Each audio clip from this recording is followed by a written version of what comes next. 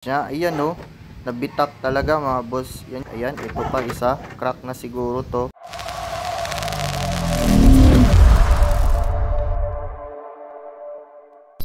Magandang umaga sa inyo mga boss, no? So kakagaling lang natin sa Honda dealership. Bumili tayo ng mga genuine parts para sa Honda project natin, no? Wave 100 restoration project. So ayan, bumili tayo ng mga genuine parts. Bubuuin lang natin to, rim set lang naman to. Papakita ko sa inyo yung mga pyesa na bili natin, okay? So ito mga boss, nakabili tayo ng genuine na hub sa likod. Ayan, kasi napaglumaan na din yung ating hub, manipis na yung ano niya sa drum brake niya, no? Tapos ito naman yung front hub. Tapos ito naman yung ating Union Cycle. Pero pinagtataka ko, wala siyang Honda na ano, no? Honda na tatak. Pero Orig Union Cycle yan, steel rims. Tapos ito naman spokes natin, wala na kasi yung nakasanayan natin na spokes na Tokiro, yung TKR spokes, stainless. Matibay sana yun, pero walang iba. Ito lang meron.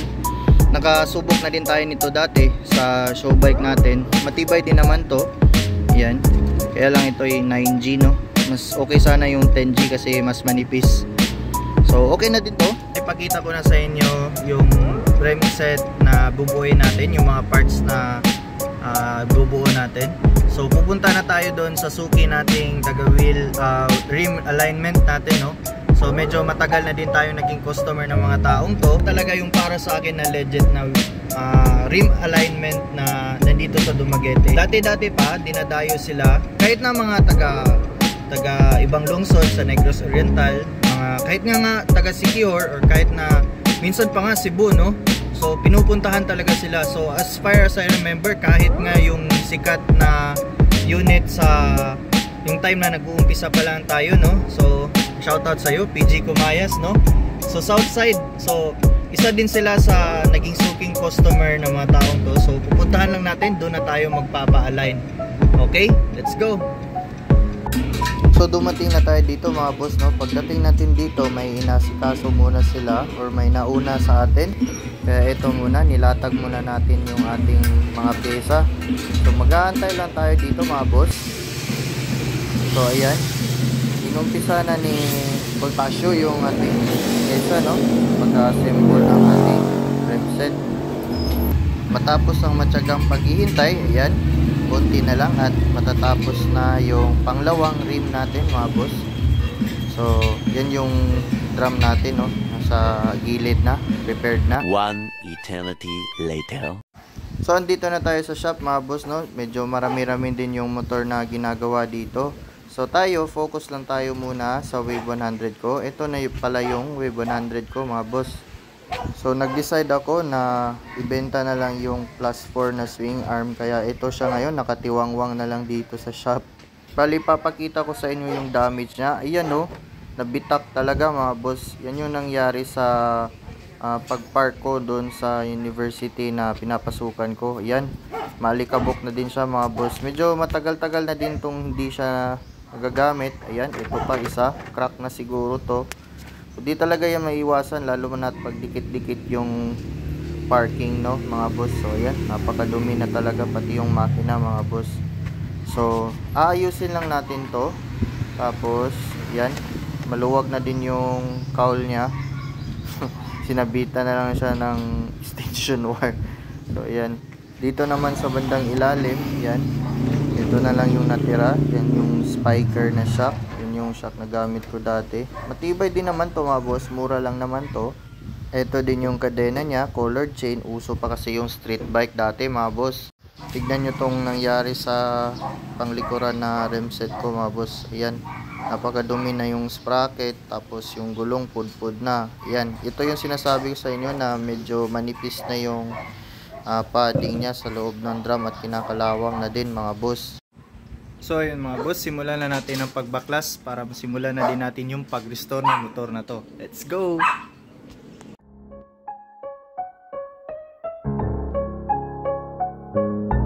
Anabolic beats.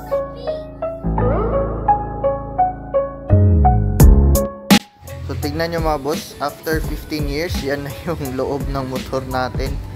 Yung pagbrakas pa nga namin doon sa ibang parts, meron na ngang ipis. Grabe.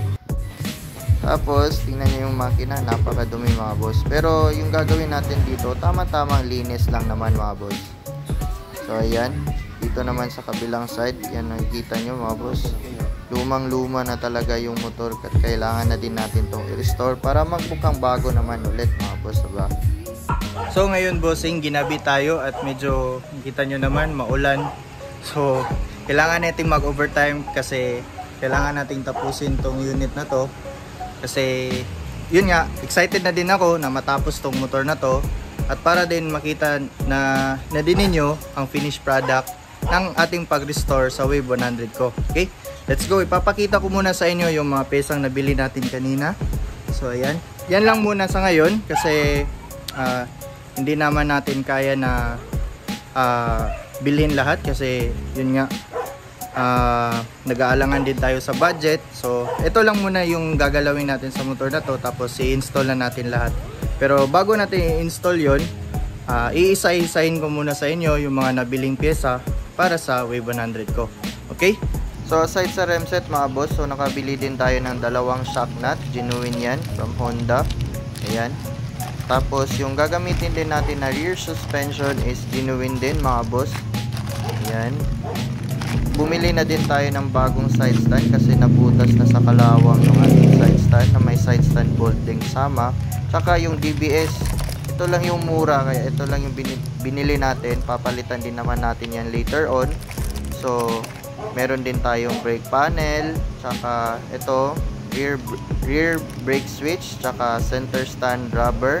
Meron din tayong repair kit, tsaka bolt para sa ating tension bar. Ayan mga boss. Meron din tayong brake cam, tsaka kasama din yung brake arm. Tapos yung caliper boots, rubber boots. Ayan mga boss. So meron din tayong center stand spring, tsaka side stand spring. Ayan. So dalawang caliper bolt, yung nasa harap mga boss, tsaka yung brake rod spring. Saka itong isa, yun yung side stand bolt, yan mga boss. So at ito yung speedometer gearbox, tsaka yung front axle. So ito lang yung nabili natin, hindi yan genuine mga boss. Tsaka brake rod. Yan. So dito naman sa taas, meron tayong underneath, batawag dito. So genuine pa rin yan mga boss. So halos genuine yung pinalit natin sa motor natin. So ito rin yung bushing nya sa hub spacer pala, yan sa likod. Diyan yan ikakabit sa ating rim set, no mga boss. So yan yung brand ng ating rim, yun yung Cycle. Saka yung brand ng gulong natin mga boss, mumurahin lang to, yung MVP Star. Kasi mahal din naman yung Maxxis or yung V-Rubber. So yun lang. So ikakabit na natin to lahat mga boss. So goods.